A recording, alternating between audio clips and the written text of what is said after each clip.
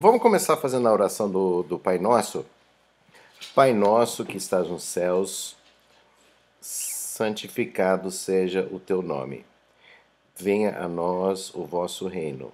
Seja feita a vossa vontade, assim na terra como nos céus.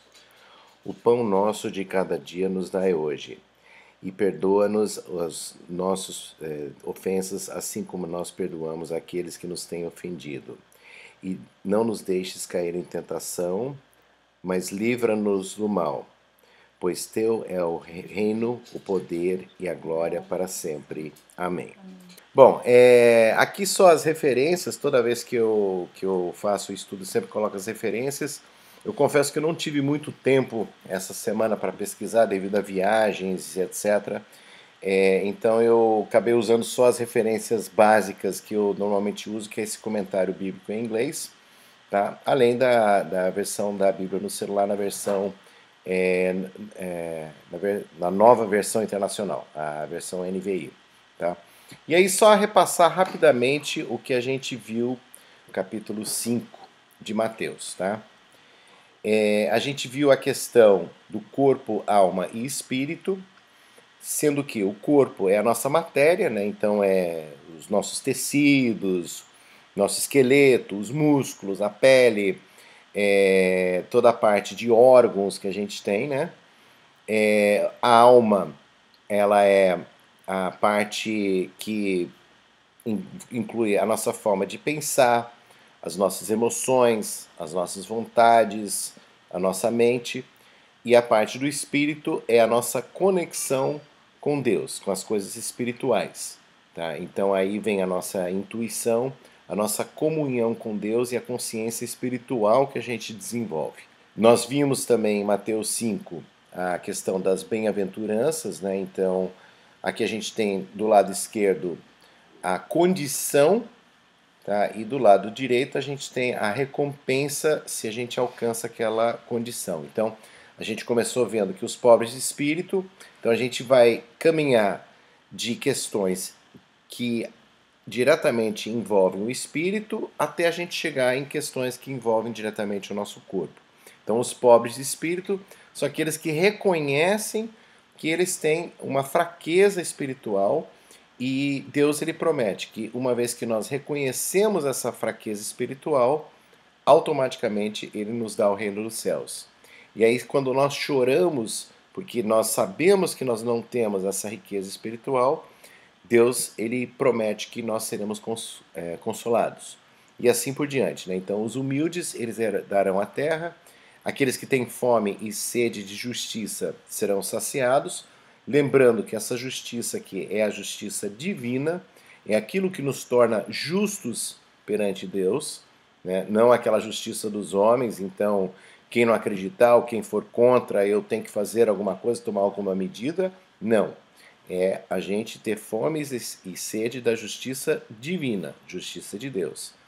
Os misericordiosos, Deus vai conceder a sua misericórdia para nós, né? O coração puro, quem tiver um coração puro verá a Deus, e quem promove a paz será chamado de filho de Deus, e os perseguidos, eles herdarão o reino dos céus, e os que sofrerem zombarias e perseguição, grande recompensa os aguarda no céu.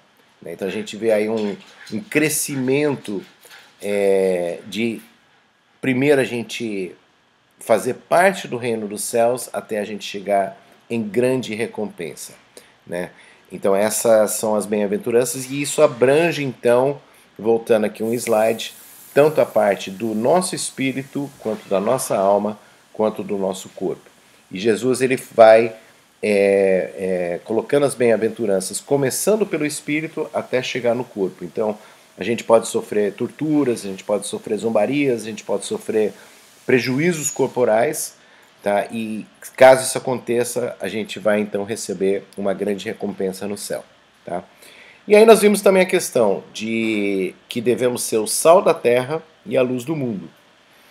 Que uma vez que nós aceitamos a Cristo nessa plenitude, de nós reconhecemos o nosso estado precário, de nós queremos e buscarmos avidamente pelo Evangelho de Cristo e de Deus, que aí a gente tem que chegar e a gente tem que temperar o mundo, a gente tem que dar sabor ao mundo e a gente tem que jogar essa luz para que todos possam ver. Né? E aí a questão de Jesus versus a lei, que é a segunda parte de Mateus. Né? Jesus ele deixou muito claro que ele não veio revogar ou cancelar a lei, ele veio cumprir a lei. Então a gente tem a sensação aí de uma completude, de algo que ele veio seguir à risca e com isso ele chegaria e seria maior do que a lei. Tanto é que em todos os ensinamentos dele, em Mateus 5, ele diz, bom, vocês viram o que disseram os antigos, vocês viram o que disseram os profetas, vocês viram o que diz a lei. Eu, porém, lhes digo. Então Jesus ele coloca isso de uma forma muito clara, que o que ele está dizendo vem a ser algo maior do que a lei que vinha antes. E os ensinamentos de Jesus são maiores que a lei. E aí, portanto, a lei ela está num segundo plano. E o que exatamente é esse segundo plano? Que a lei ela vê a consequência e Cristo vê a intenção. Então, por exemplo, falando sobre a questão do adultério, né? Quando a pessoa de fato ela adultera, as pessoas elas veem aquele relacionamento destruído. Mas Cristo diz, não, o adultério ele começa muito antes. Basta você cobiçar uma outra mulher ou um outro homem, tá, que você já cometeu adultério no seu coração. Então, Cristo e Deus, eles veem a intenção, aquilo que está no nosso íntimo.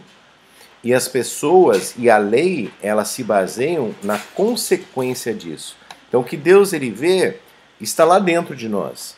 A gente não precisa externar um pecado para que ele seja um pecado. Se a gente alimentar uma ideia que seja, de alguma forma, pecaminosa, por Deus, nós já pecamos.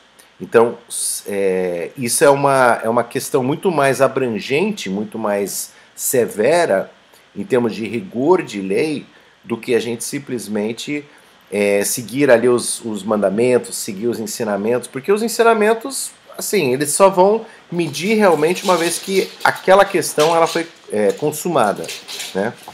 E aí vem a grande dádiva, que é justamente o Evangelho de Cristo, que somente Cristo nos concede a graça de Deus. Então nós precisamos de Cristo, nós vamos ver isso mais para o final de Mateus, assim, toda a importância do sacrifício de Jesus, para que a gente possa receber então a graça de Deus, através da morte e principalmente da ressurreição de Cristo. Tá?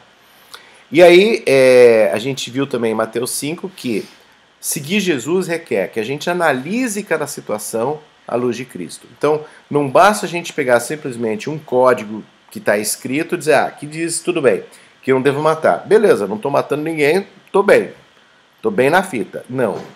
Se a gente odiar alguém pela lei de Cristo, segundo o Sermão do Monte, a gente já cometeu o pecado, porque o matar é a última consequência. Antes disso, a gente teve algum tipo de desentendimento com aquela pessoa, e aquilo foi sendo alimentado, e aquilo foi crescendo, e aquilo foi se tornando cada vez maior, até que a gente chegasse ao ponto de dizer, eu vou matar essa pessoa. E aí, de fato, eu vou lá e mato a pessoa. Então, Cristo, ele começa lá na raiz do problema.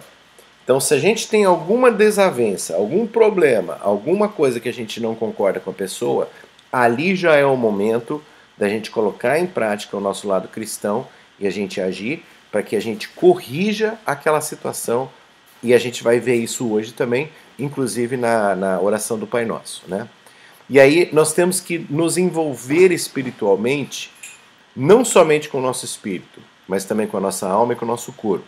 E isso requer um esforço da nossa parte para superar a tentação, que também está no Pai Nosso, né? E aí nós temos que, como cristãos, arrancar o pecado da nossa mente, do nosso corpo, da nossa alma, de espírito. A gente tem que ter essa vontade de arrancar o pecado a todo custo das nossas vidas, para a gente verdadeiramente poder seguir a Jesus, tá?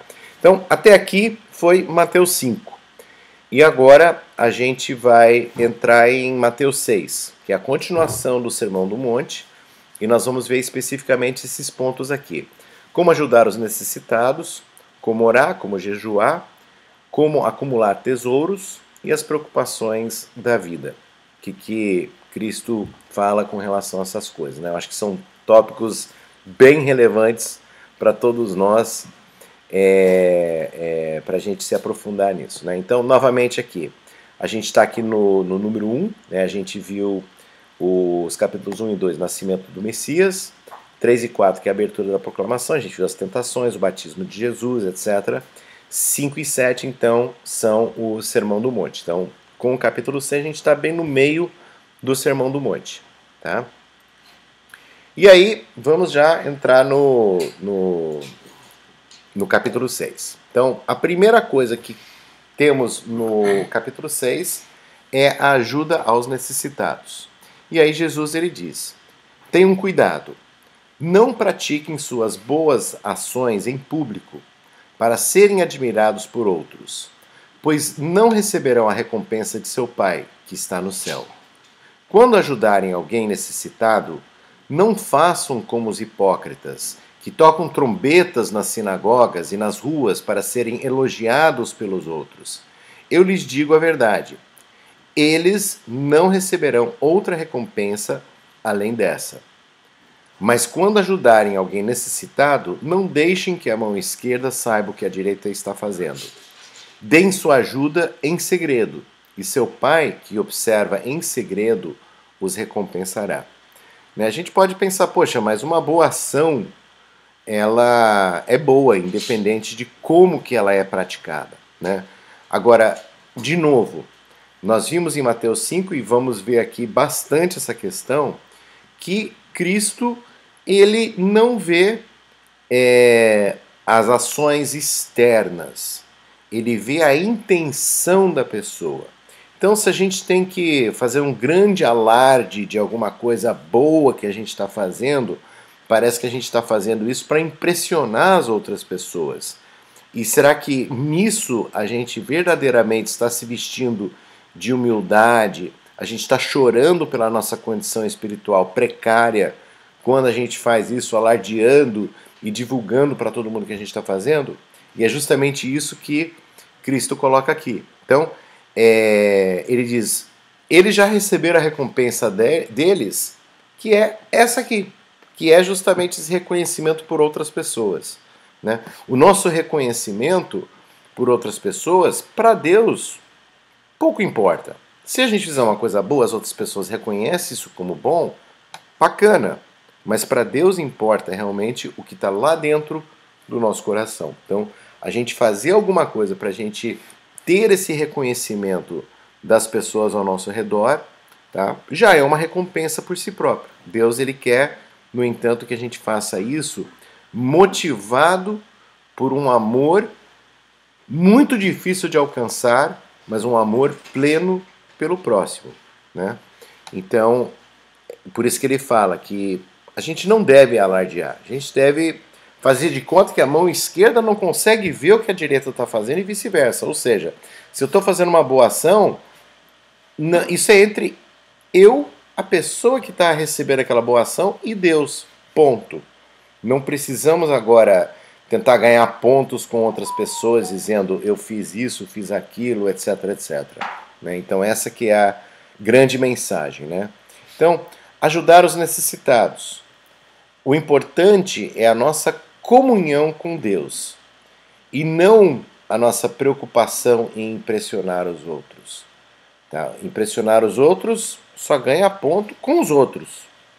E eu vou me sentir bem perante os outros. Mas o importante é a gente ter essa comunhão, essa conciliação, essa busca constante por Deus. Então, a gente tem que buscar a justiça de Deus, não a dos homens. Então, se eu faço algo para que for amplamente divulgado, a minha intenção é tornar isso conhecido pelas pessoas ao meu redor. Então, onde que Deus entra nessa equação? Então realmente um exercício de humildade muito grande isso, mas se a gente parar para pensar, se a nossa comunhão com Deus for forte, nada nesse mundo deveria ser mais importante do que isso.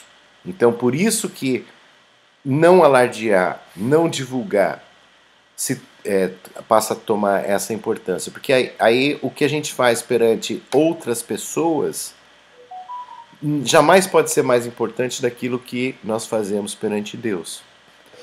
E nós precisamos ser a luz do mundo, mas não com a intenção de sermos vistos como luz. Então, ser a luz do mundo, as pessoas elas vão perceber um comportamento diferenciado em nós e através disso que elas vão enxergar que, poxa, essa pessoa tem algo diferenciado nela e, portanto, ela de fato tem uma luz que não é desse mundo. Então isso também se torna uma coisa muito, muito relevante. Como que nós vamos nos tornar a luz do mundo? Não é a gente divulgando para os quatro ventos da terra que eu fiz isso, fiz aquilo. Não. É como eu me porto e como que eu comungo com Deus. E aí, isso refletindo nas minhas ações, na minha forma de ser, na minha forma de agir, etc.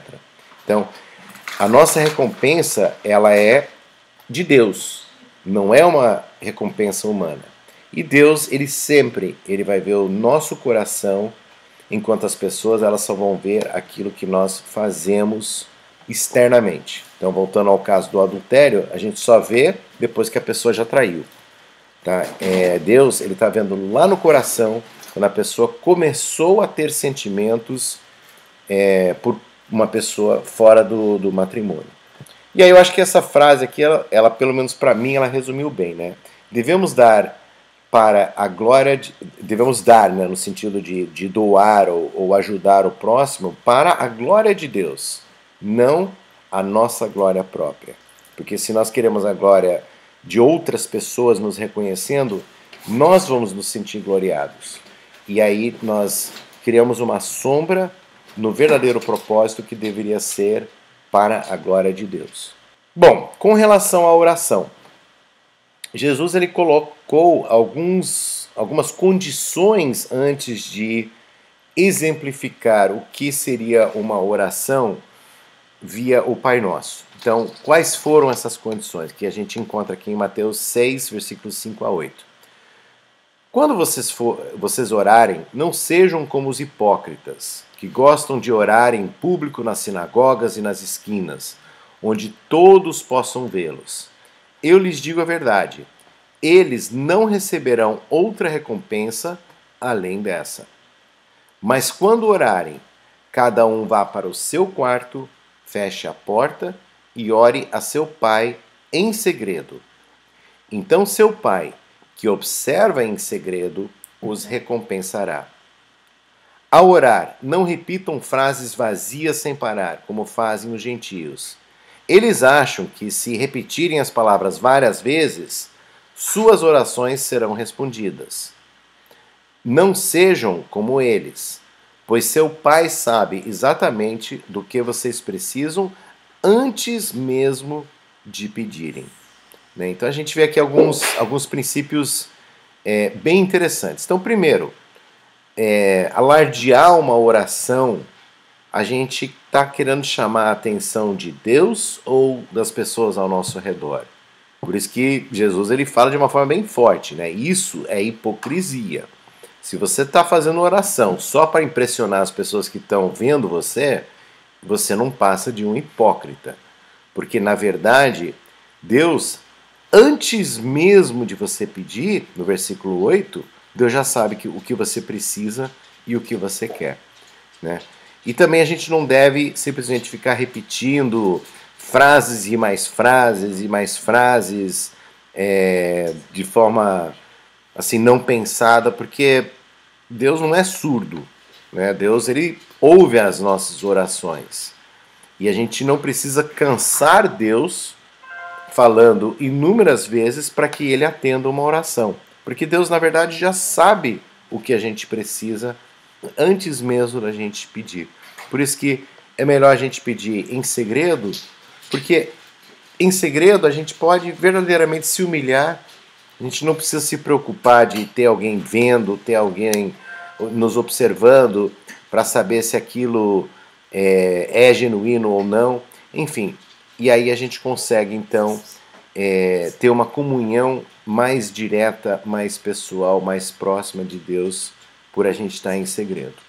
Sobre a oração, os mesmos pontos se aplicam, né? A gente comunga com Deus e não para impressionar os outros. A gente busca a justiça de Deus, não a dos homens. Então, são exatamente os mesmos pontos que a gente viu no slide anterior, referente a esse aqui, né, a Judá, que a gente vê aqui exatamente os mesmos pontos repetidos, porque Jesus ele dá vários exemplos para reforçar os mesmos pontos. Então, a gente, em tudo que a gente faz, seja oração, seja ajudar o próximo, seja através do jejum, seja através daquilo que a gente deseja para a gente mesmo, a gente deve sempre observar esses mesmos pontos, que a nossa obrigação é para com Deus e não para com as outras pessoas. A gente não está aqui para impressionar as outras pessoas. Ser cristão não é a gente querer mostrar para os outros que a gente é melhor que os outros. Então é isso que Jesus recrimina tanto nesse capítulo 6 de Mateus. A gente não está aqui para dizer eu sou melhor que você porque eu sou cristão e você não é. Ou eu sigo tal princípio e você não segue princípio nenhum, você não segue esse ou aquele princípio. Então, Jesus está sendo muito duro aqui, principalmente com os fariseus, saduceus, etc., mas ele também está criticando ao mesmo tempo os gentios, que ficam lá repetindo coisas, etc, etc. Então, ele está tentando dizer, olha, o que é importante é a relação que vocês têm diretamente com Deus. Todo o resto não importa. Então, isso que verdadeiramente vai estabelecer um lado espiritual forte. É a comunhão que cada um de nós, individualmente, tem com Deus. Esse é um ponto muito, muito forte, muito importante de Mateus 6.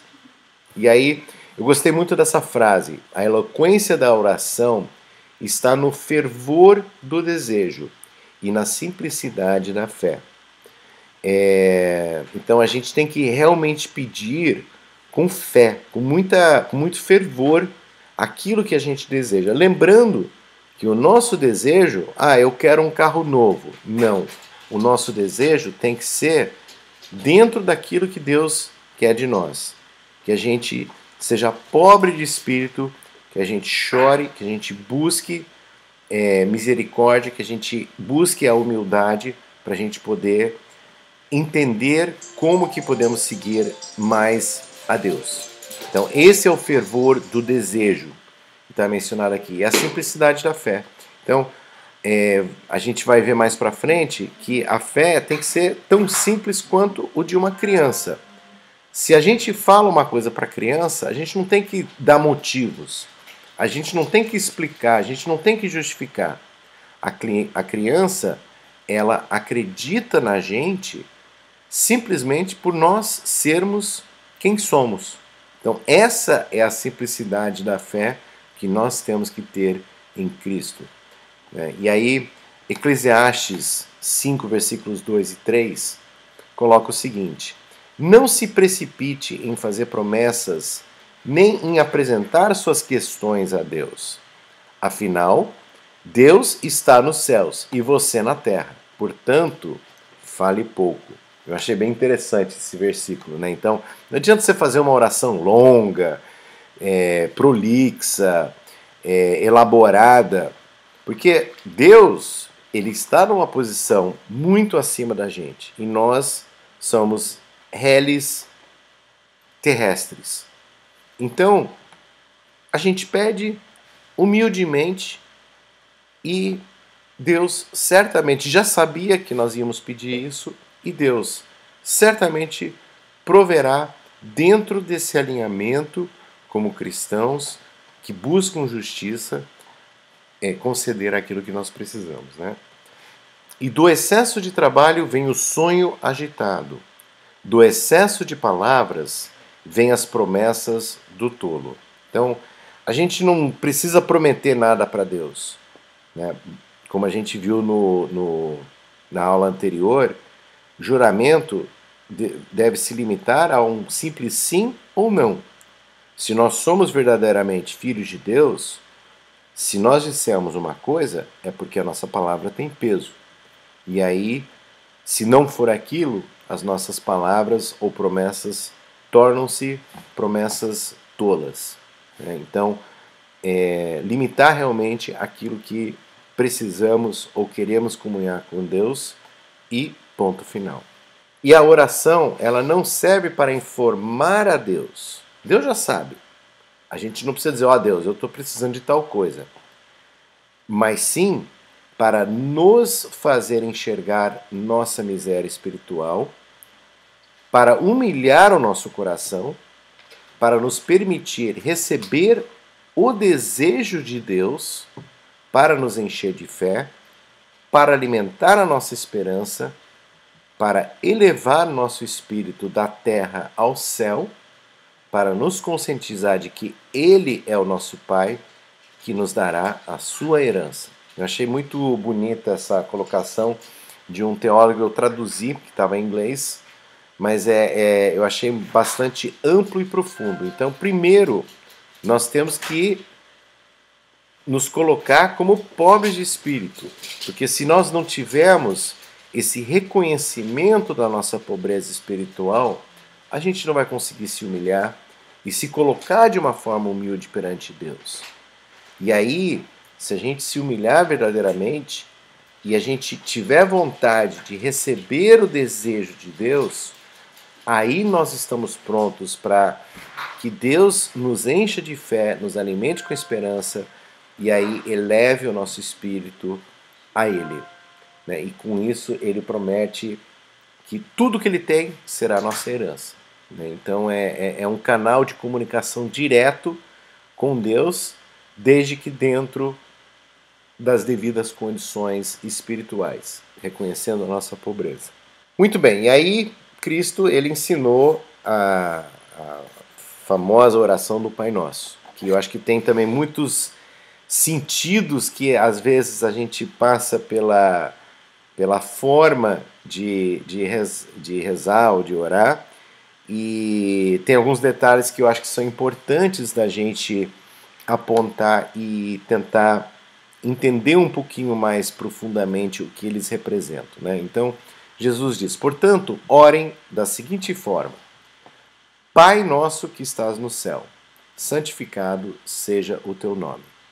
Venha o teu reino, seja feita a tua vontade, assim na terra como no céu. Então, a primeira coisa interessante que nós vemos aqui começa com a palavra Pai. Para os judeus, eles não aceitavam que Deus fosse tratado como pai na época. Eles viam isso como uma relação muito pessoal. Então, Deus era Deus e eles eram eles. Jesus aqui ele cria, logo no início da oração, um vínculo muito forte, um vínculo de pai e filhos. E ele não fala, meu Pai que estás nos céus, ele fala Pai nosso. Ou seja, é inclusivo e extensivo a toda e qualquer pessoa que estiver disposta a fazer essa oração. Desde que a gente reconheça que Deus está no céu, ou seja, o centro do universo celestial é sempre referido na Bíblia como sendo o céu.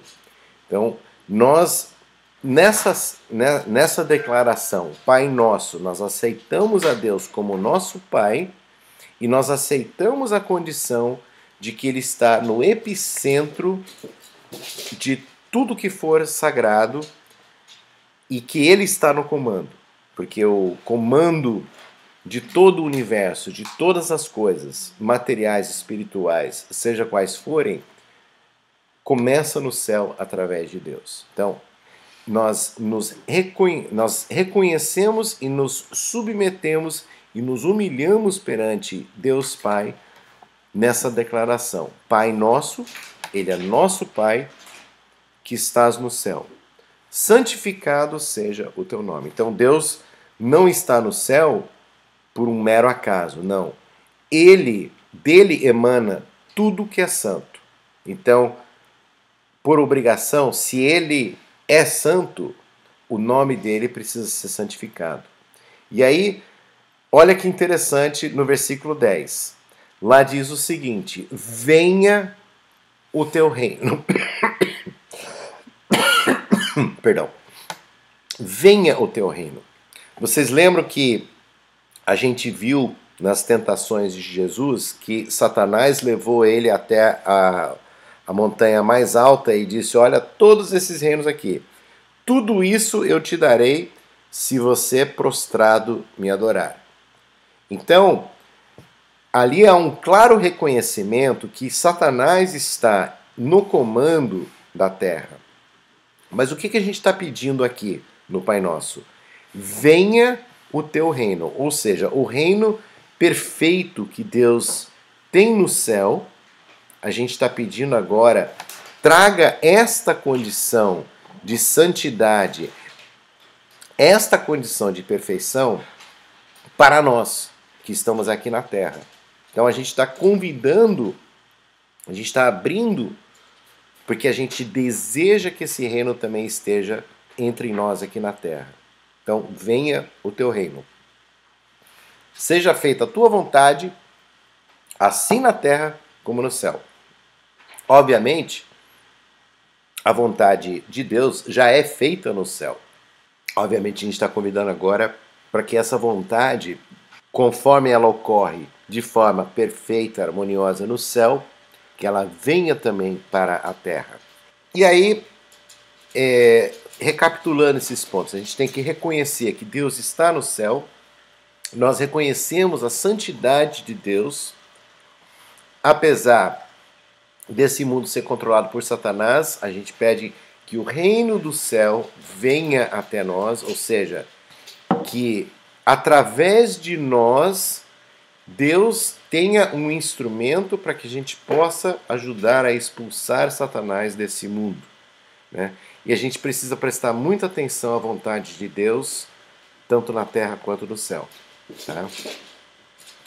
Dando continuidade no Pai Nosso, versículos 11 a 13. Dá-nos hoje o pão para este dia. Eu gostei muito dessa versão, ou dessa tradução, porque eu acho que expressa bem a realidade do que Deus espera da gente. A gente já vai falar sobre isso. Deixa eu só terminar de ler, a gente continua a comentar sobre isso. E perdoa as nossas dívidas, assim como perdoamos os nossos devedores. E não nos deixes cair em tentação, mas livra-nos do mal. Pois teu é o reino, o poder e a glória para sempre. Amém. Tá? Então, vamos pegar versículo a versículo aqui, que tem bastante informação aqui. Então, quando Cristo sugere dizer, dá-nos hoje o pão para este dia, ou o pão nosso de cada dia nos dai hoje. Tá? Eu acho que o sentido é o mesmo, e se a gente olhar em outras versões, até em outros idiomas, a gente vai ver que é uma questão de ser uma coisa parcelada. Então, o que eu preciso para hoje, Deus vai me dar. E é isso que eu estou pedindo. O que eu preciso para amanhã, eu não estou pedindo. Deus proverá. E aí que entra a parte da nossa fé. Eu vou pedir o que eu preciso para hoje. Se eu tenho fé, eu sei que Deus já se preocupou e já pensou no que eu vou precisar para amanhã.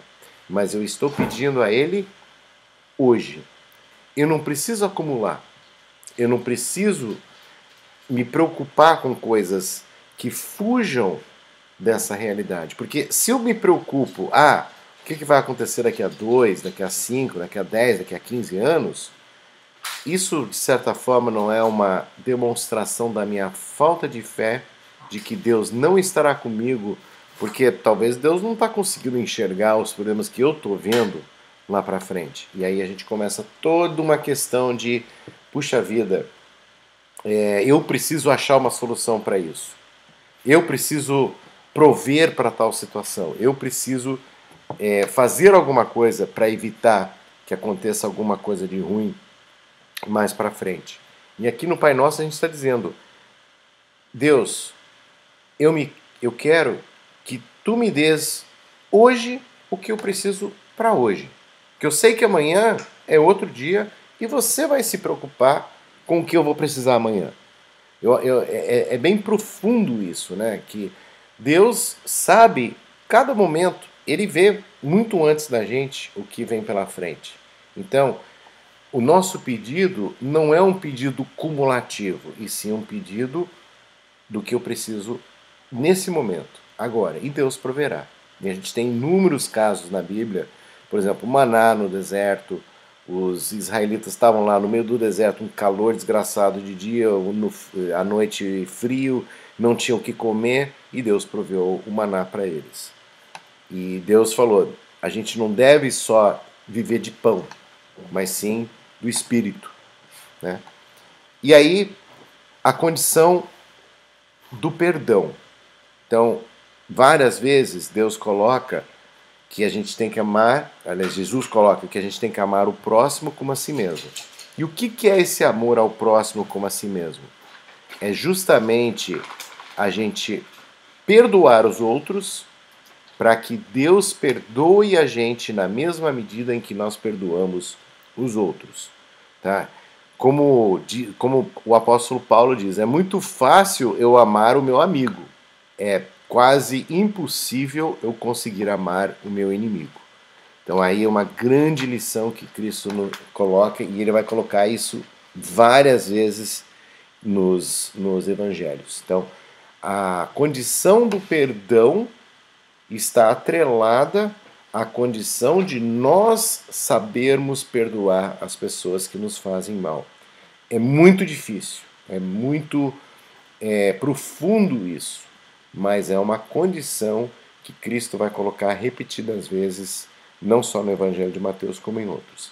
E aí, não nos deixe sequer cair em tentação. Então, antes da gente estar confrontando a tentação, a gente deve pedir para afastar aquela tentação de nós, né? Mas caso a gente cair em tentação, nos livra do mal. Então, assim, tem a questão de cair em tentação, a gente deve tentar fugir da tentação antes que a gente esteja dentro daquele mal. Mas caso a gente não consiga, então a gente deve se livrar do mal. E aí, pois teu é o reino celestial, o reino espiritual, o reino universal, o reino infinitamente, tudo que existe é o reino de Deus. O poder.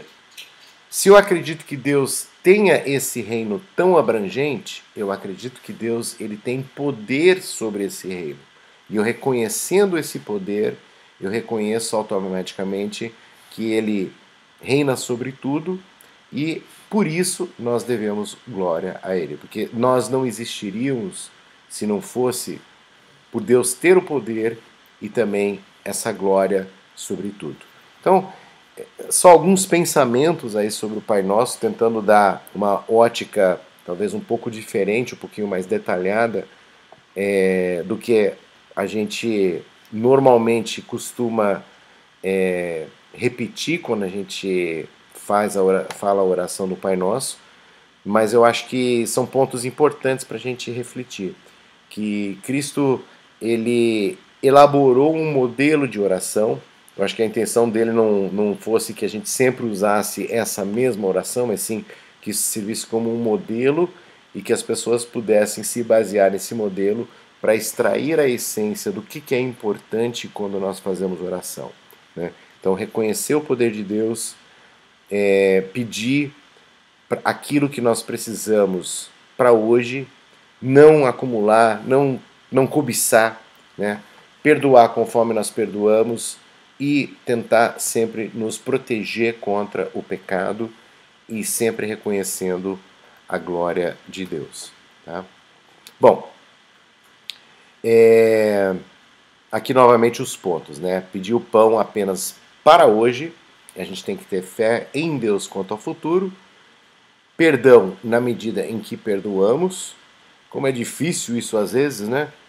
A tentação em nos livrar do mal e reino, poder e glória amplos e restritos sobre absolutamente tudo que existe no universo, seja em qual esfera for, física, espiritual, seja qual for.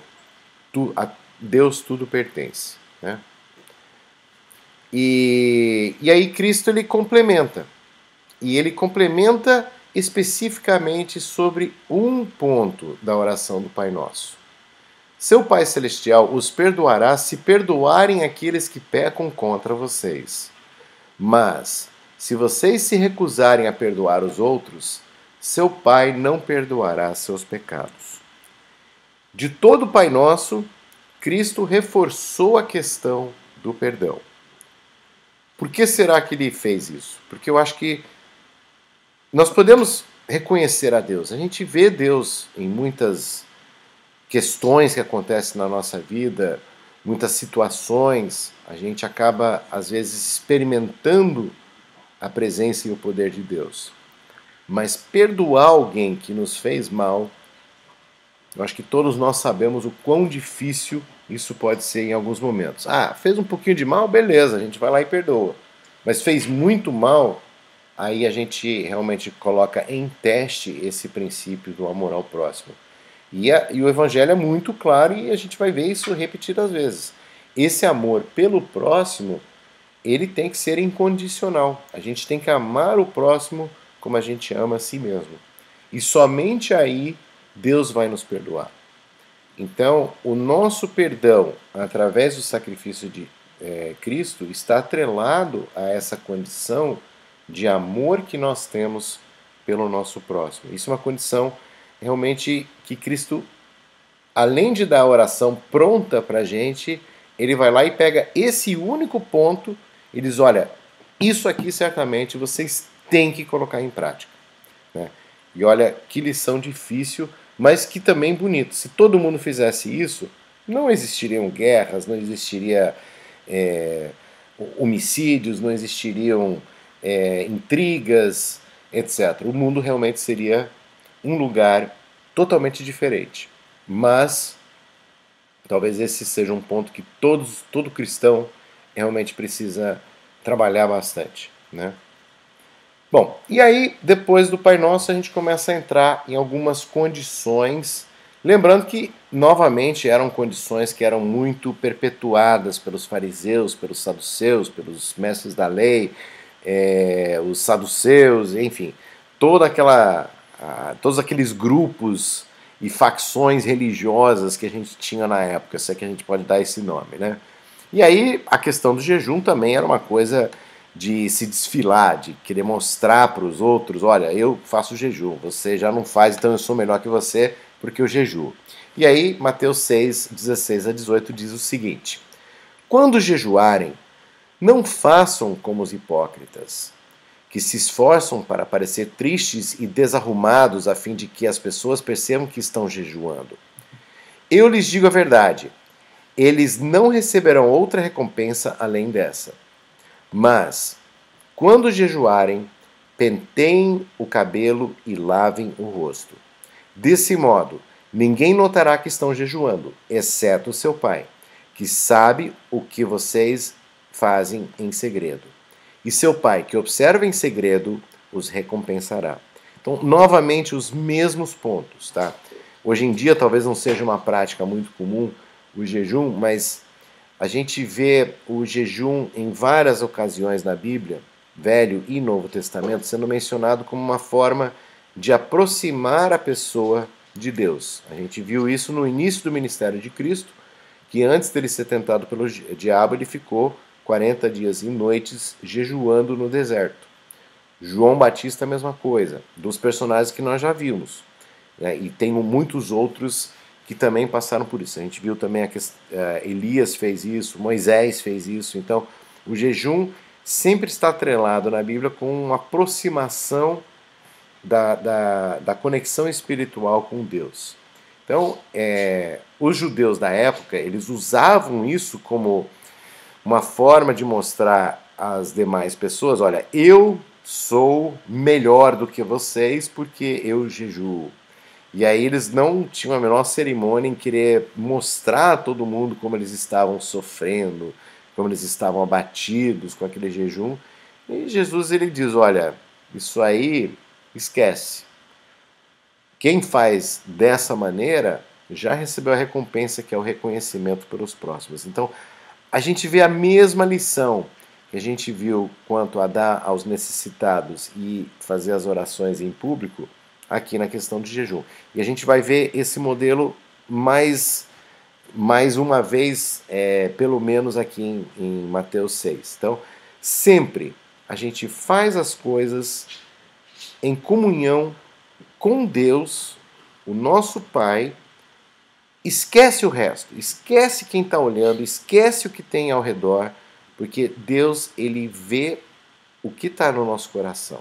Mesmo antes da gente começar a fazer, ele vai ver a nossa intenção e é isso que é importante a gente ter, né? Então, novamente, os mesmos pontos que nós vimos lá atrás, né? Então, comungar com Deus e não impressionar os outros, buscar a justiça de Deus e não a dos homens, e nós temos que ser a luz do mundo, mas não com a intenção de nos mostrarmos como diferenciados e sermos vistos com essa luz. E a nossa recompensa é divina, não humana, e Deus vê o nosso coração, e as pessoas veem as ações, né? E aí, Cristo continuando, ele fala sobre os bens e o dinheiro, né, as coisas materiais. Mateus 6, versículos 19 a 24. Não ajuntem tesouros aqui na terra, onde as traças e a ferrugem os destroem, e onde ladrões arrombam casas e os furtam. Ajuntem seus tesouros no céu, onde traças e ferrugem não destroem, e onde ladrões não arrombam nem furtam. Onde seu tesouro estiver, ali também estará seu coração. Seus olhos são como uma lâmpada que ilumina todo o corpo. Quando os olhos são bons, todo o corpo se enche de luz. Mas quando os olhos são maus, o corpo se enche de escuridão. E se a luz que há em vocês é, na verdade, escuridão, como é profunda essa escuridão. Ninguém pode servir a dois senhores, pois odiará um e amará o outro. Será dedicado a um e desprezará o outro. Vocês não podem servir a Deus e ao dinheiro, né? E aqui, assim, você tem 10.000 religiões diferentes no mundo, cada uma parece que pega uma licença poética e interpreta isso como acha conveniente ou como bem entende, né? Em nenhum momento aqui está dizendo que a gente não deve ter dinheiro, que a gente não deve buscar dinheiro. A gente não deve amar o dinheiro no lugar de amar a Deus, né?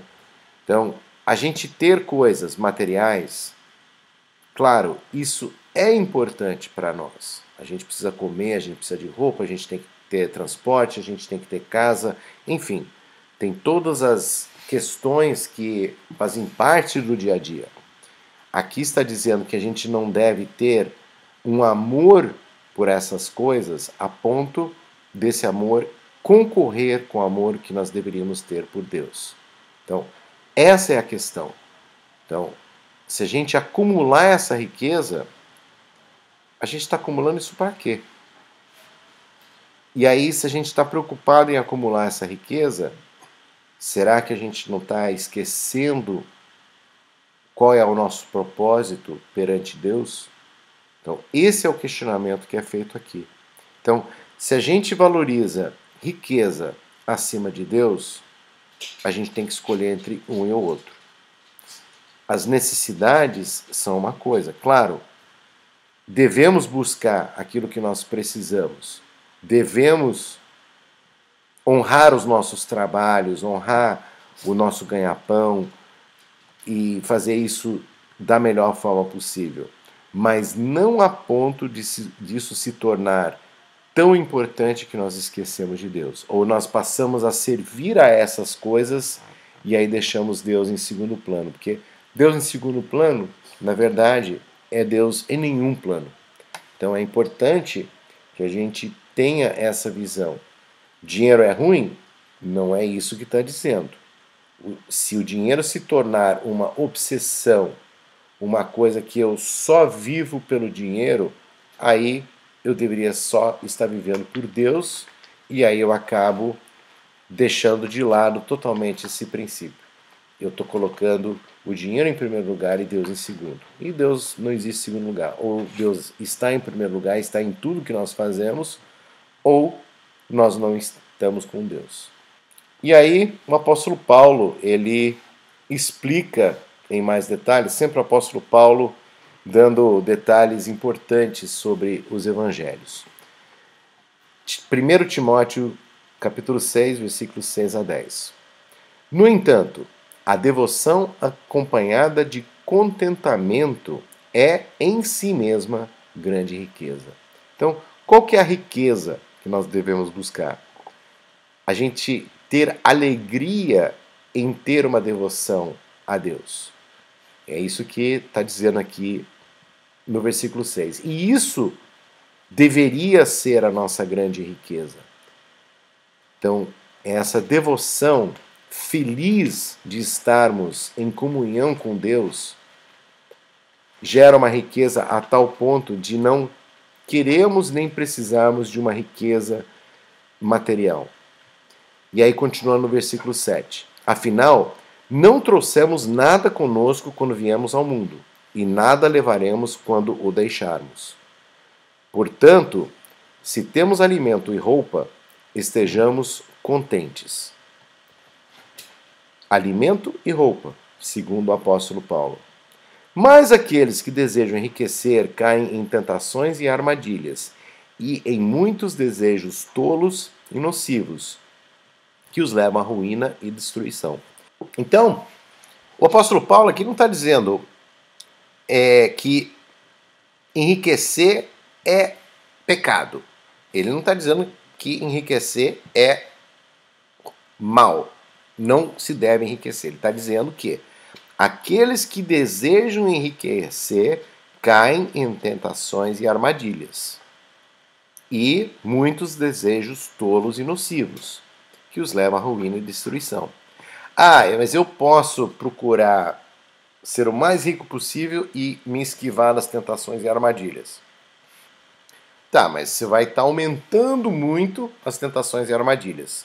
A gente não pede lá no Pai Nosso para nos afastar das tentações e armadilhas? Então, aí que vem o paradoxo.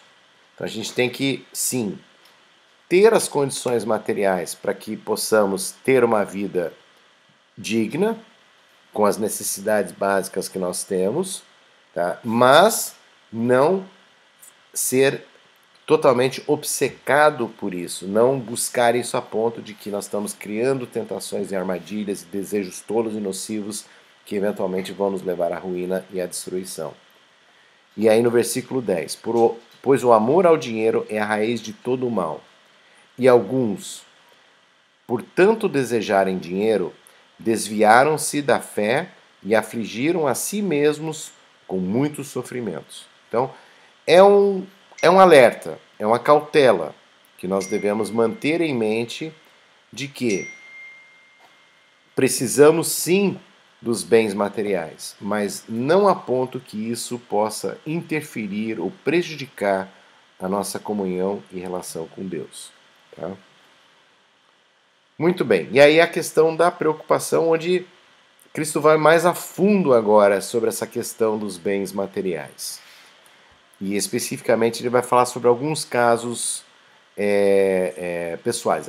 Ele falou das riquezas como um todo, de acumular riquezas, de você juntar um patrimônio exorbitante, digamos assim. E aqui ele vai falar sobre as necessidades básicas que nós temos no nosso dia a dia.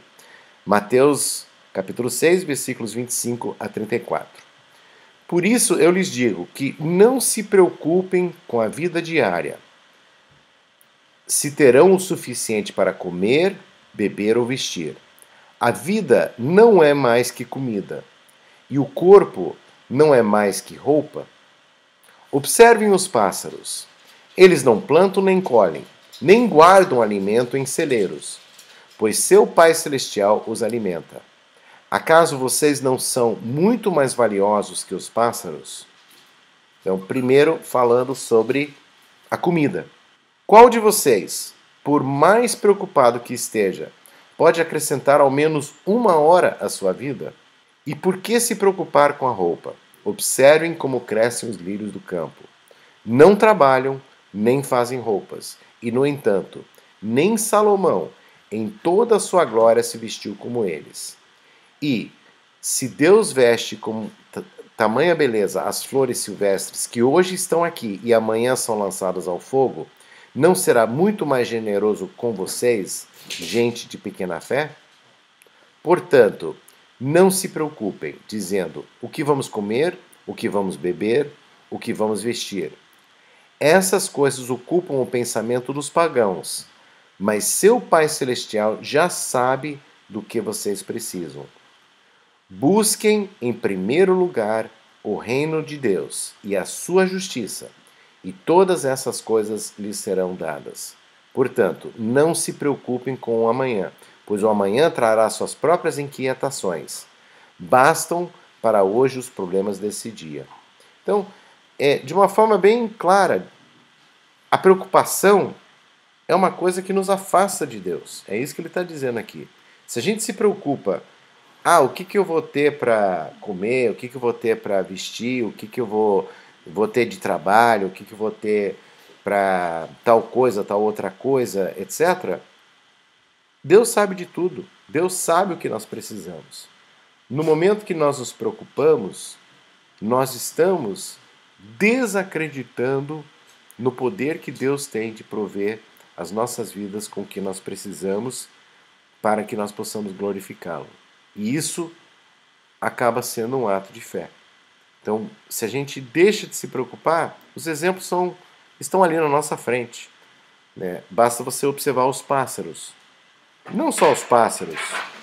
Qualquer animal na natureza, ele não precisa fazer nada. E, no entanto, ele não morre de fome. E os lírios, as flores, por mais simples que elas possam ser, ou por mais bonitas, exóticas, elaboradas que elas possam ser, Cristo coloca aqui que Salomão, o homem mais rico do Velho Testamento, provavelmente de todos os tempos, ele, com todo o seu dinheiro, com toda a sua glória, ele não se vestia nem de longe tão bonito quanto um simples lírio do campo. Então, essa é a promessa de Deus. Não se preocupe. Confie em Deus. Deus vai prover tudo o que você precisar, porque afinal, nós, aceitando a Cristo, aceitando a Deus, Deus já nos concedeu o seu reino e a sua justiça. E todas as demais coisas, elas vão ser somadas em cima daquilo que nós precisamos. Então, eu acho muito bonita essa mensagem, né? Que a gente tem por mania se preocupar com isso, com aquilo, será que vai dar certo, será que não vai dar certo, será que eu vou ter, será que não vou ter, etc. E Cristo fala, Deus já pensou em tudo. Deus, ele já viu tudo. Deus sabe tudo que nós precisamos. Basta termos fé e Deus proverá. Assim como ele faz com os animais no campo, assim como ele faz com as plantas e toda a sua formosura, sua beleza, Deus já pensou em absolutamente tudo. Então, precisamos realmente entregar todas as nossas preocupações a Deus. Precisamos realmente entregar tudo que nós fazemos em nossa vida a Deus. E aí, com isso, a preocupação deveria ser em como eu vou me tornar mais próximo de Deus. Essa deveria ser a nossa única preocupação. E as outras coisas virão em consequência disso. Então, recapitulando, a gente começou vendo que nós devemos buscar em tudo que nós fazemos uma comunhão com Deus e apenas com Deus. Não nos preocupar em impressionar ou envolver ou mostrar aos outros, porque aí, se nós temos essa preocupação, automaticamente nós deixamos de lado a comunhão com Deus. A gente está mais preocupado com o próximo do que com Deus. Nós temos que buscar a justiça de Deus e não a dos homens. E quando nós somos a luz do mundo, não com a intenção de mostrar como nós somos diferentes. Pelo contrário, por sermos diferentes, automaticamente as pessoas nos verão como essa luz. E a nossa recompensa provém de Deus, não dos homens. E Deus, muito antes das pessoas, ele já vê o que está no nosso coração. Tá? E aí, só recapitulando aqui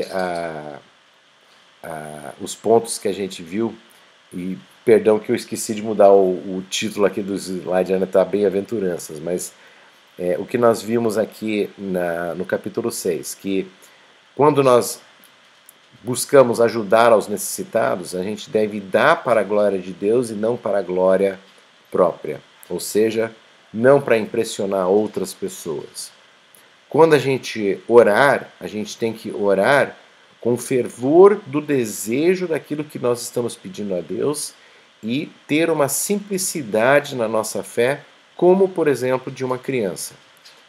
Nós vimos também o Pai Nosso, que é um modelo de oração, e nós vimos os vários componentes desse modelo. Então, reconhecer a Deus como sendo aquele que tem tudo na sua mão, todo o poder emana dele e toda a glória também emana dele. E aí nós temos que não nos preocupar com coisas infindas, mas sim com o imediato. E Deus proverá. Ele proverá tanto o imediato quanto o de amanhã, o depois de amanhã, etc. Mas nada disso tem valor se a gente não perdoar o nosso próximo, porque o perdão que nós demonstramos para o próximo é um reflexo do que Deus quer que a gente entenda como sendo o perdão dele dos nossos pecados. Então, se nós aceitamos o perdão de Cristo quando ele morreu na cruz e ressuscitou, a gente tem que estender esse perdão também ao nosso próximo.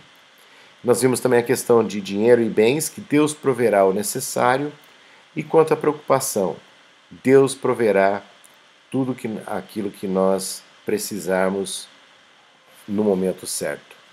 Então, é isso. Com isso a gente termina o estudo de hoje.